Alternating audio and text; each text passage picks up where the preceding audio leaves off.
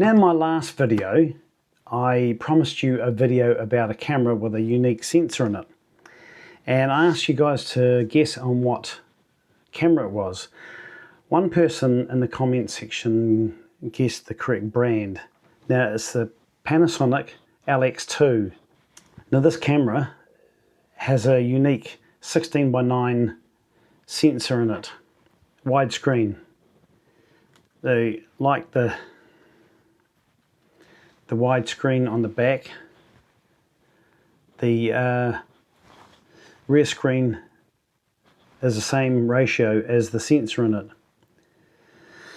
Now, this camera came out in 2006, and there was an LX1 previous to that, which had a 8.5 megapixel sensor in it. This one's got a 10 megapixel sensor in it. Now, this one I purchased second-hand here in New Zealand for $154. The grip on the front of it here, that was not on there. Now, this is just one I fashioned out of some a thing called Need It. It's a repair putty that you can use for all sorts of different things. So because what happened, the rubber grip had come off it, and there was just like a little post sticking out about 5 6 mil out of the body, and it was just a bit rough on your hands when you're trying to hold onto it like that. So I just put that on there, molded it to a bit of a shape so that I can grip hold of it, painted it black. It works. It's stuck on there really well. Now, it is well constructed out of what appears to be metal body. So on the top of it, you've got a mode selector for the different ratios. You got, what is it, 4:3, 3:2, and 16:9. The 16:9 is the native aspect ratio of the sensor. By putting it to the other modes, it just crops in a little bit on the sides, and it does reduce the resolution, especially in JPEG. You're going from like a 10 megapixel image down to 2 or 3 but I think there's a couple of megapixels in the 4:3 aspect ratio. In the RAW, you can get a high quality photo out of it in those modes, but in JPEG you're limited to a very, very low resolution file. And also on the side of the lens, there's a mode selector for your autofocus, which you have autofocus. There is a macro mode and there's a manual mode. So there's a 3-position switch for that. And when you turn it on, the lens extends out as such. There's no other dials or buttons on the lens. The lens specs are, let me read that, DC Vario Elmarit, I should say, not Elmarit, Elmarit, f2.8 to 4.9. So you've got a 28 to 112 millimeter zoom lens on it, operated by this rocker switch at the front. And by the way, that's metal, it's not plastic. It's well constructed. The little on-off switch, metal. There's a button on the top for your image stabilization mode. The rear screen doesn't move, it stays put. This is flat. Yeah, there's a couple of little scratches on it, but it's not too bad. The overall condition of it is not too bad. There's a little nick on the thumb rest at the top of the camera, the top right hand side and the back. Probably been knocked against something or dropped or whatever. You've got a autofocus, auto exposure lock button on the back. Again, metal button, not plastic. A little joystick for different operating different parameters in the menu and things like that. The 4-way selector on the back is all metal, so it's well built. You've got a display mode, LCD mode on the back there, as well as the trash button, and it's a drive mode button as well there. So you've got a few different controls. Your selector switch on top, the PASM mode selector, and you've got a movie mode in there as well. One thing I find, this is really weird with this one, when you take a photo, most cameras will have a play button on the back. This one doesn't. You can review, there's a button at the bottom of that four-way selector. You can review your photos on that, but if you want to play back a movie file that you've got on there, you've got to put this into its a play. I don't know if you can see that in there. Just take a photo of that. There's a little play button on the mode selector, so you can turn it around to there and go into the menu there, and you can also, you know, like edit the photo, crop it, or whatever you want to do.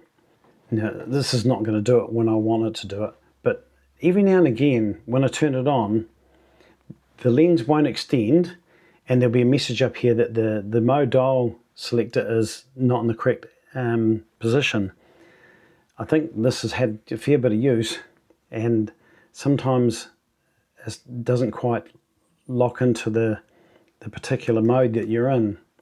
It always seems to be an aperture priority mode though. It's got an automatic mode as well as a scene mode, which you can choose different scenes from, you know, landscapes to portraits to night shots, fireworks, you name it. The typical things that some of these little point and shoots have in them.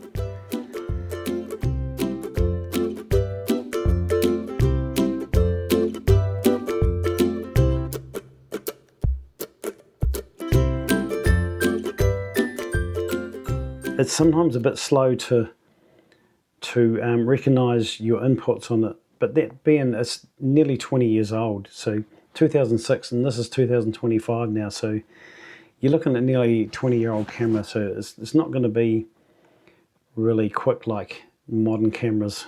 So you've just got to, you know, adjust your shooting style to suit. But it's fun to play around with some of these old digital cameras from, you know, the early 2000s, see what the quality is like. Speaking of quality of the images from this, I should put up on screen some images I've taken from this camera. There's quite a different selection of images we took over the last couple of weeks, and so yeah, I'll put them up on screen now and see what you think. They're all straight out of camera, no edits, no nothing, just straight out of camera JPEGs.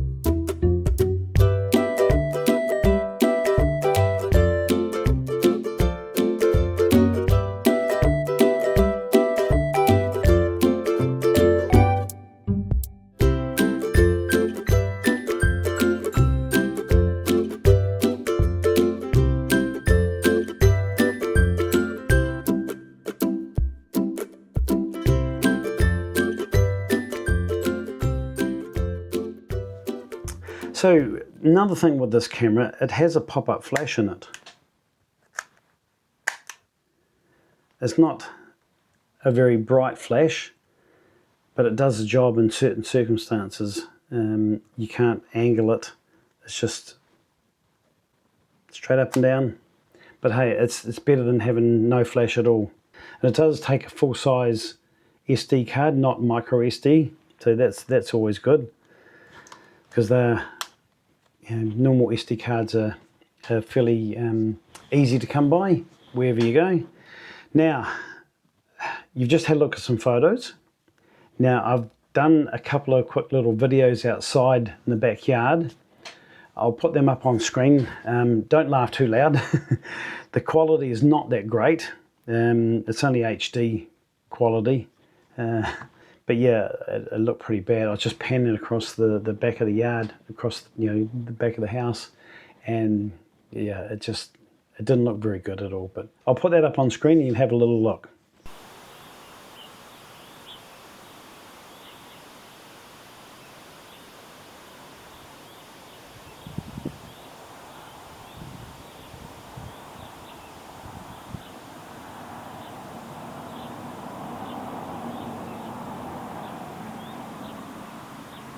So that was pretty terrible, hey?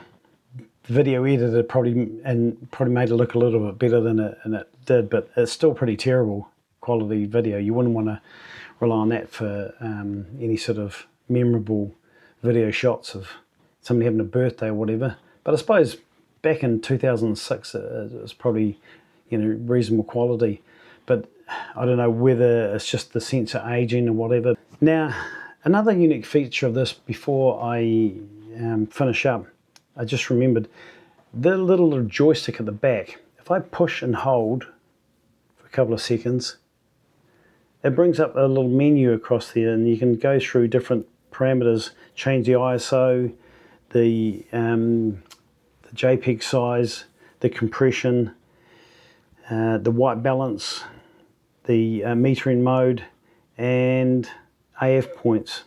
Yeah, so you've got a few different parameters you can check on there just by pushing that joystick and just push it in again. You just got to push and hold for a couple of seconds and it pops up. So yeah, quite easy to adjust things on the fly with that. So I hope you like that little look at the Panasonic LX2 from 2006.